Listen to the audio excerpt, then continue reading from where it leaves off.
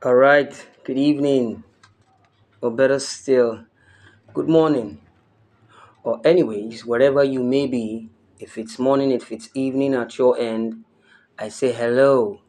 How are you today? My name is Omoni Gorilla, and like you all know, I train people for leadership roles and I teach on the principles of sustainable leadership. And today, I'm going to be speaking about Module 5 of the Light Up Africa Leadership Masterclass that has been ongoing for a while.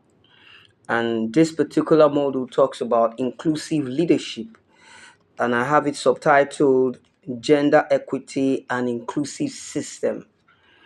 All right, we had some very interesting time, discussing the previous models. I mean, we had model one that talks about the foundation of leadership and calling. We also had model two that spoke about vision and ethical leadership. We had model three that basically spoke about excuse me, that spoke about systems thinking. All right, then module four, of course, was more focused on innovation for social impact. And today I'm going to be talking about module five, inclusive leadership. All right, I mean, this masterclass is centered on raising sustainable leaders. We've been doing it for a while, and a lot of us at the Light Up Africa Academy have actually benefited a lot from some of these modules. And so today I'm going to be just speaking around inclusive leadership, module 5. So just come with me. So today we'll be talking about gender equity and inclusive systems. So I'm going to be speaking from my note. Now, equity here refers to the principle of fairness, impartiality, and justice. It involves removing structural barriers to ensure everyone has equal access to opportunities. Inclusion strengthens institutions, equity enhances innovation. All right, so that is basically an introduction, and I'm going to proceed by also reading out, this statement that says, inclusive leadership means intentional or intentionally creating systems where everyone has the opportunity to contribute their gifts and perspectives. It goes beyond simply allowing people to be present. It ensures that they are heard, valued, and empowered to participate in decision making. Society thrives when leadership is inclusive. I mean, when women, youth, and marginalized groups are excluded, institutions lose value, all right, insights, and creativity.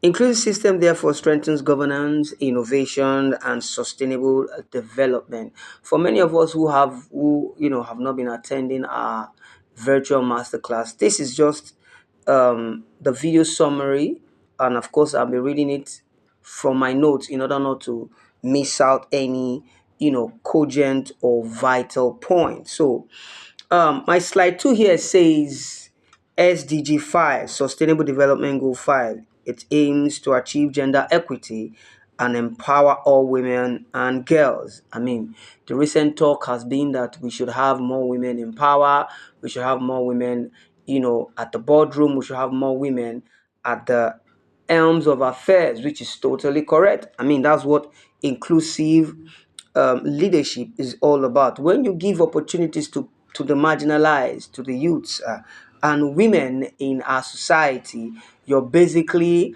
all right, being an inclusive leader, and you're basically, allowing others contribute to the development of the society.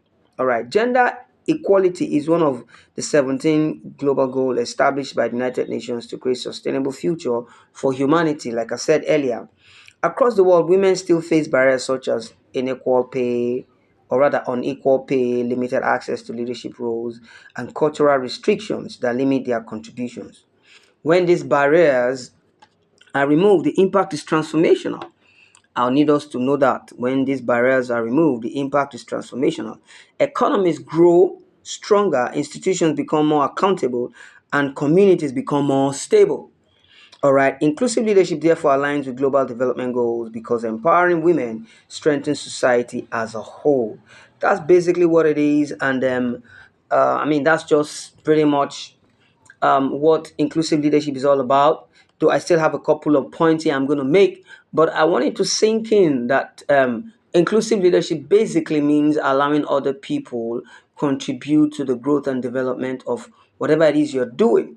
It could be the society, it could be nation building, it could be your business. I mean, if you have a board running your organization, how many women are there? Yes, that's the question.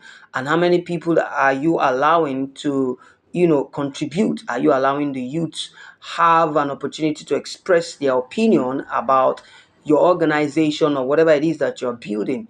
It allows for that growth to be um, grounded, so to say. It allows for the growth to be stable. It allows for the growth to also be sustainable. When you allow other people contribute, regardless of whether they are women, girls, or whether they are young people.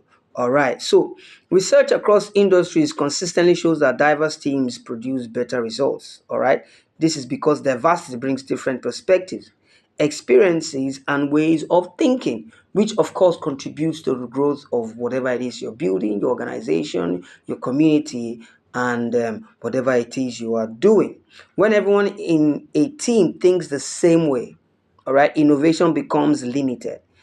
But when people from different backgrounds collaborate, they challenge assumptions and generate more creative solutions. Inclusive leadership creates an environment where people feel safe to share ideas and contribute meaningfully. For leaders, inclusion requires intentional action such as number one, listening to diverse perspective. As a leader, you must be open to diverse perspective.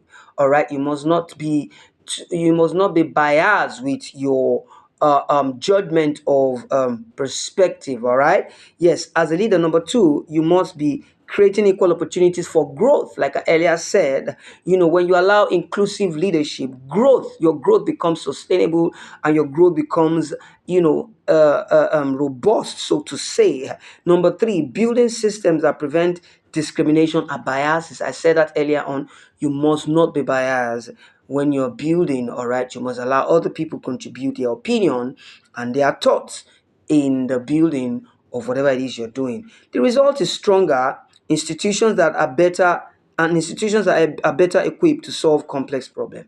All right, so this is pretty much what inclusive leadership is all about, and I like us to take a look at some of these scriptures. Galatians chapter 3 verse 28 talks about equality in Christ. All right, you may want to study that at your free time. And also I want us to look at Judges chapter 4. Talks about Deborah's leadership. I mean, Deborah is a woman.